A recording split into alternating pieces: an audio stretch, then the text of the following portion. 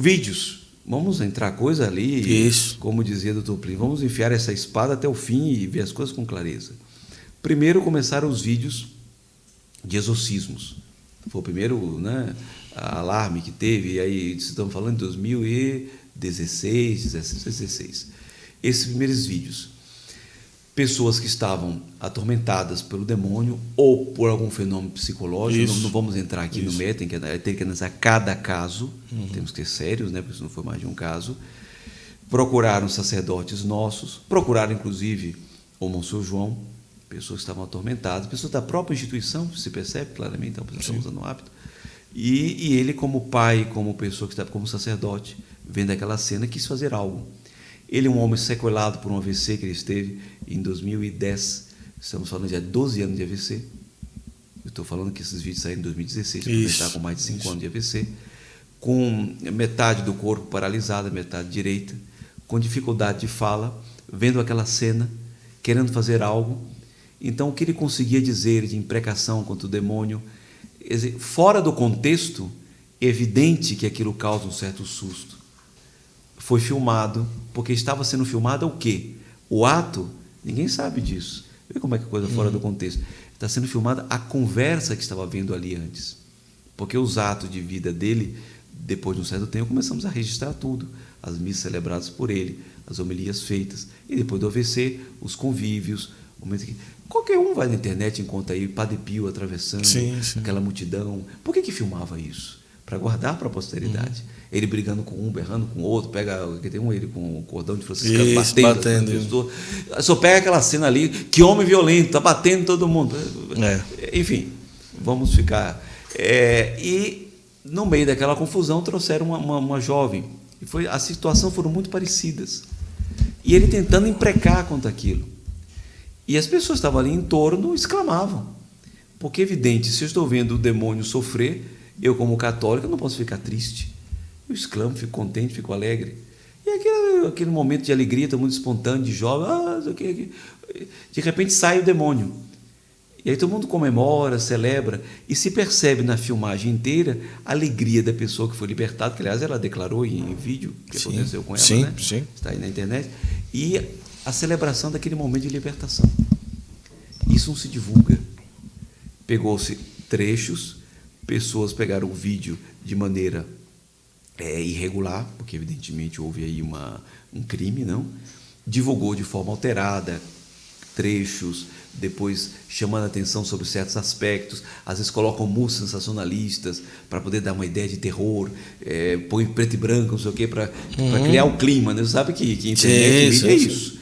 Aí a pessoa fica pensando em uns filmes de terror. E não pode, aí começar os mais entendidos, aquele é um ato de exorcismo, então o exorcismo tem que ter, é um ato público da igreja, tem que ter licença do bispo, aí começou toda aquela confusão. Eu estava na reunião com o bispo da diocese, expliquei tudo, estava o canonista dele, estava o chanceler, estava o próprio bispo, foi celebrada uma ata e se esclareceu que não havia nada de irregular canonicamente, porque aquilo era uma bênção de libertação que você pode dar. Não é você que nos assiste aí, rezando o Pai Nosso, livrai-nos do mal, é uma oração exorcística. Isso. Você tem um exorcismo público, que é aquele que é feito com autorização da igreja, não? O exorcismo maior chamado, né? que em nome da igreja, só um bispo pode autorizar, se faz irregular. Existe o exorcismo chamado litúrgico, que é aquele que o sacerdote ou o diácono faz durante a celebração de um batismo. É exorcismo, ele está expulsando o demônio. Não? Existe o exorcismo carismático, que é privado, que alguns chamam de oração de cura e libertação, etc. E não vai achar que vai chamar o demônio, por favor, excelência, puder sair daqui. Dê licença. Dê licença, está atrapalhando. Esse lugar não é seu. Faz favor, alisa assim. Verdade. Está se imprecando o demônio. E depois eu até disse, se ficou, vai fazer o que agora? Imagine que ele tiver uma pessoa, um padre, expulsou o demônio, chegou, você cometeu um crime canônico. O que vai fazer agora? Demônio, volta aqui. Porque volta. Porque, afinal, vamos fazer uma petição para ele voltar. Uma petição para voltar, porque não tinha jurisdição. Você não tem jurisdição, venha de volta aqui até resolver o problema jurídico. Para poder. E aí vem de novo, agora pode sair agora. Você percebeu o desatino? Sim. E aí, uma folha de papel, qualquer pessoa vê. Sim. Não está ferindo, a pessoa está inteiramente íntegra. E não vai chegar para o demônio. É evidente que tem que ser. Aliás, o ritual, para falar de exorcismo maior, fala que o sacerdote tem que ser firme. Isso. Os clássicos exorcistas se dizem. Basta ver aí o Padre Amorfe. Sim. Criou-se um clima. Depois disso, tem os vídeos das reuniões que o Monsenhor João fazia, conversas, que eram gravadas, aí sim gravadas, com um objetivo muito claro, de passarem para outros sacerdotes que não estavam presentes. Certo. Começou alguns fenômenos de exorcismo, pessoas pedirem bênção, etc. E aí as tantas, e muitas dessas bênçãos, é bom registrar, temos cartas e documentos disso, bispos autorizaram dar essas bênçãos. Certo. Então temos tudo isso muito bem documentado. Pediram, etc. E aí as tantas, uma dessas pessoas, o demônio foi e começou a falar, revelar coisas futuras, desse, daquele, falou do Papa, inclusive, do Papa Francisco e todas as outras. E aí, evidentemente, isso era lido, escrevia-se, o Monsenhor João ficou preocupado, o que é isso? Nomeamos uma comissão, onde estavam presentes, eu estava presente nessa comissão, por isso que eu posso falar, doutores de direito canônico, vários, biblistas, psicólogos, psiquiatras, médicos, portanto, uma comissão interdisciplinar para analisar o fenômeno, para fazer um relatório, para chegar a uma conclusão. Então, você estava relendo e num ambiente de podcast, se você quiser, de simpatia, de amizade. Eu leio uma coisa, então, falando de calcaia, a pessoa ri, é normal. Se a gente for gravar uma conversa de, reunião do clero, misericórdia. Misericórdia divina do Pai Eterno. Aí você vai ver, aí vai dar confusão. Eu já vi. Eu passei na reunião do clero uma vez, que um bispo que muito sério, até eu gosto muito dele, de um lugar X aí, lá da Patagônia. Estava lá, numa época, a Patagônia, bem na pontinha ali e tal. E aí, de repente, disse, olha, esse negócio, o Papa Francisco não entende de liturgia, não sei o que e tal. Aí, imagina se gravasse uma coisa dessa. Imagina, Ele é sempre, no mínimo, perder a diocese. Mas vê que ele falava num momento de intimidade, de brincadeira, com as pessoas que estavam ali. Certo. E que não se tem direito de tomar aquilo, filmar e depois divulgar. Porque no momento de brincadeira, sai piada, sai, sei lá, e o xiste, e todo tipo de coisa, risos. Então, a mesma coisa, se pegou trechos, se divulgou, aí veio a visita apostólica. Né? Nesse trecho citava o Papa. Citava o Papa Francisco, que o demônio disse que ele ia empurrar o Papa, que o Papa ia escorregar, ia cair, depois um desses... Porque o demônio é o pai da mentira. Sim. Tem um desses vídeos que eles não mostram, o Monsenhor João dizendo: o demônio é o pai da mentira. Eu não acredito nisso. Sim. Temos gravado, por que não passaram esse trecho? Porque não interessava. Sim, aí ele falava o que mais? Que o Papa Francisco ia descer uma escada, ia cair, ia morrer, o demônio, ele é meu. Aí começou a criar uma ideia de que nós éramos contra o Papa Francisco. E ainda saiu manchete na Itália, olha a manchete na Itália, em 2017. Um jornalista italiano aí, famoso aí, dizia assim, Plínio Correia de Oliveira planeja a morte do Papa Francisco. Olha aí. Aí eu fiquei pensando, Plínio Correia de Oliveira morreu em 95. Ele planeja a morte de Francisco, Papa Francisco, em 2017. Como é que é isso? Então, tem conivência de São Pedro. Você percebe o desatino? Isso. E uma pessoa publicar isso, aí pronto. Então criou-se um clima. Como se fosse contra o Papa Francisco. Aí não, foi um caos. Alicerçado numa declaração do demônio. Olha, exatamente. Ainda mais essa. Tivemos que engolir essa daí. Digna de pura confiança. Digna de pura confiança. Essa comissão encerrou o seu trabalho, já tinha encerrado, os nomes estavam arquivados. Uma mão. Eu não vou dar o nome, mas eu tenho uma... Só uma frase bem interessante. Sim. Então, das pessoas que talvez ou acreditavam, ou colocaram isso como um grande auê e tal, não sei o quê, é como se dissesse assim, rapaz, o demônio tem razão. Exatamente. Rapaz, o demônio tem razão em relação a isso.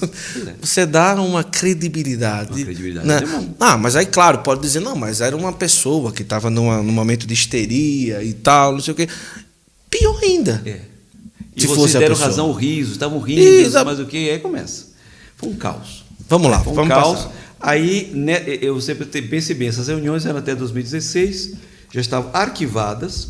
Certo. E aí, 2017, começaram a divulgar em 2016, aliás. Mas o assunto já estava encerrado. Certo.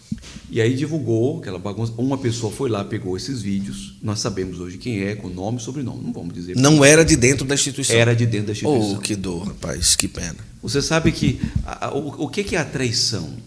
Não é um amigo que trai, não é um inimigo que trai. O seu inimigo nunca vai trair. Não. Porque o inimigo se espera dele isso. Por que a traição é uma coisa tão dura e tão cruel? Porque é feita por um íntimo. Isso. Judas era apóstolo. Isso. Judas era um bispo. De perto. De perto. Às vezes não aparece, eu disse isso. Eu tenho arrepios quando vou oscular o altar, porque eu me lembro do beijo de Judas. Porque eu, como sacerdote, eu sou íntimo de Cristo naquele momento, muito especialmente. E com o ósculo traís o Filho do Homem. Isso. Você me vê a imagem do ósculo de Judas. E quanto mais íntimo, maior a traição. Assim, um esposo que trai a esposa. Por que dói? Por que um amigo... Porque é amigo. Porque é esposo, porque é esposa, porque é íntimo. Então, traiu. Fez uma divulgação innecessária, vil, vulgar e maldosa, enfim, o nome que queira dar. Isso criou um clima tremendo. Veio a visita apostólica, né, que durou mais ou menos 2 anos, e visitaram todas as nossas casas. A visita já se encerrou. Mas ela veio basicamente por causa desses vídeos. Não do exorcismo. Também, é duas Também, coisas, então juntaram porque tudo. estavam com filmado, etc. Certo. E aí veio a visita apostólica e nós atendemos, visitamos todas as casas. Era um arcebispo, o arcebispo de Porto Alegre, Dom Jaime Spengler, o arcebispo, à época, bispo auxiliar de São Paulo, Dom Sérgio de Deus, e a irmã Antonieta Bruscato, que era paulina. Exatamente, foi essa época que eu conheci. E visitaram todas as nossas casas. Eu acompanhei, 80% dessas visitas. Basta lhe dizer que um ano eu devo ter feito umas 200 viagens de avião, mais ou menos, aí, porque nós visitamos todo o Brasil, toda a América do Sul eu acompanhei, América Central e Caribe, México, Estados Unidos e Canadá, depois fui para a África também, e um outro sacerdote, que foi o padre Antônio Guerra, acompanhou para o Oriente, Índia e Sri Lanka. Todas as casas? Todas as casas. Mas eu pensei que todas as casas do Brasil. Todas do mundo inteiro. Visitou, entrevistou todos os membros. E aí estaria a hora de encontrar quem fez isto ou quem fez aquilo. O indivíduo, né? O autor do crime que se está sendo acusado, não a instituição. Fizeram relatórios, etc. Entregamos para os visitadores a íntegra datilografada dos vídeos, esses vídeos famosos, todos, entregamos tudo. Olha só. Tudo. Nossa. Coisa que ninguém sabe, mas entregamos tudo isso. Eles fizeram... Quantas perguntas eram, Padre Filipe? Era um número de perguntas que eram feitas no final da visita, que tínhamos que responder. Eram 5 perguntas. 5 questões amplas que tínhamos que responder. Respondemos. Quantos volumes? Já não lembro mais. Memória é péssima. Mas a essência foram 550 páginas. 550 páginas era a síntese. Uma síntese menorzinha de 60 páginas. Um resumo de 500 e poucas páginas, 600. Sim. E eram mais de 20 volumes. Dava uma pilha assim, mais de 1,5 metro de documentos, de relatórios, de tudo que você imaginar, entregamos na Santa Sé. Os visitadores concluíram que dentro da instituição não havia nada que desabonasse aos bons costumes, a moral, a fé. Declararam encerrada a visita.